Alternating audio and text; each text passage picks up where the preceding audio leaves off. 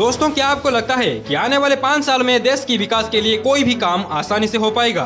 मतलब किसी भी गवर्नमेंट योजना जो देश की विकास के लिए सरकार लाएगी, उसकी बिल संसद में आसानी से पास हो पाएगी? मुझे तो नहीं लगता, क्योंकि फिलहाल देश के प्रधानमंत्री नरेंद्र मोदी जी तो है, पर अपने दल बीजेपी की संख्या गरिष्ठता से नहीं, बल्कि नेशनल डेमोक्रेटिक अलायंस यानी कि एनडीए की गांठबंधन के मदद से मोदी जी तीसरी बार देश की प्रधानमंत्री बन पाए हैं। आपको तो पता ही होगा कि गांठबंधन की मदद से की हुई सरकार ज्यादा देर तक नहीं टिकती है। पास्ट में भी कई बार ऐसे ही गांठबंधन के मदद से सरकार बनाने की कोशिश की गई थी, पर वो नाकामयाब रहे थे या फिर कुछ दिनों बाद सरकार टूट गई थी।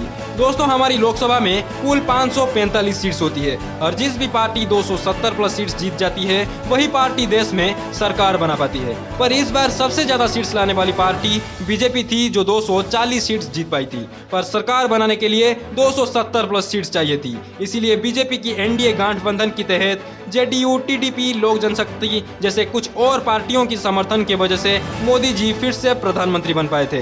पर जो अंतर आप अकेले अपने पैसों से स्टार्ट किया हुआ बिजनेस और 3 दोस्त मिलकर स्टार्ट किया हुआ बिजनेस में होता है, वही अंतर बीजेपी अकेले अपने दम पे बनाई हुई सरकार और 5 पार्टियों की समर्थन की वजह से बनाई हुई सरकार में सेम अंतर होता है। जैसे आप अगर अपने दम पे अकेले एक बिजनेस स्टार्ट करते हो तो आप अपने मर्जी की मालिक होते हो। आप जो चाहोगे किसी को बिना पूछे बिना बताए कर सकते हो। पर अगर आप 5 दोस्तों की मदद लेकर एक बिजनेस स्टार्ट करते हो तो हमेशा सारे दोस्तों की मत लेकर हर काम करना पड़ता है। पता नहीं कब और कैसे भी दोस्ती टूटने की वजह से बिजनेस फ्लॉप होने का खतरा भी होता रहता है। वैसे ही अगर बीजेपी अपने दम पे बहुमत हासिल करके सरकार बना पाता तो हर बार की तरह देश की विकास में कोई भी रुकावट नहीं आती। पर दूसरी पार्टियों की समर्थन की वजह से बनाई हुई सरकार किसी भी वक्त में टूटने की खतरे होने की वजह से देश की विकास पर भी इसका गहरा असर पड़ने वाली है। और दूसरी बात, ऑपोजिशन पार्टी का स्ट्रांग होना। दोस्तों, 10 साल बाद इस बार ऑपोजिशन पार्टी को स्ट्रांग होते हुए फिर से देखने को मिली है। वैसे तो बीजेपी के तुलना में कांग्रेस बहुत कम सीट्स पाया है, क्योंकि जहां बीजेपी अकेले 240 सीट्स लाया है, वहीं पर कांग्रेस सिर्फ 99 सीट्स में ही सीमित रह गई है। पर विपक्षी पार्टियां इस बार कुछ अलग करने की सोचा था और कुछ देर तक सही भी साबित हुआ है।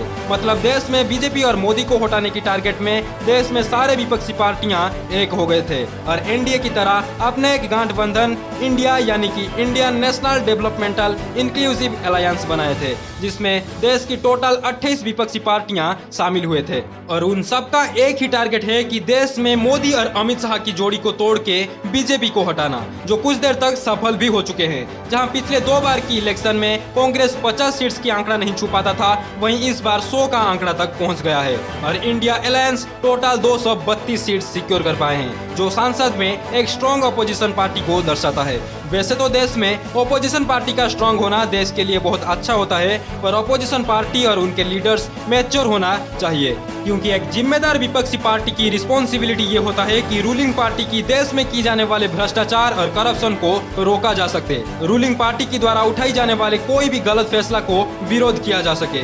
पर इलेक्शन के बाद लोकसभा की पहले ही कुछ अधिवेशन में ये पता चल रहा है कि हमारे देश की ओपोजिशन पार्टी मैच्योर नहीं है, क्योंकि ये ओपोजिशन सिर्फ मोदी को ब्लेम करना जानती है, मोदी को हटाना चाहती है।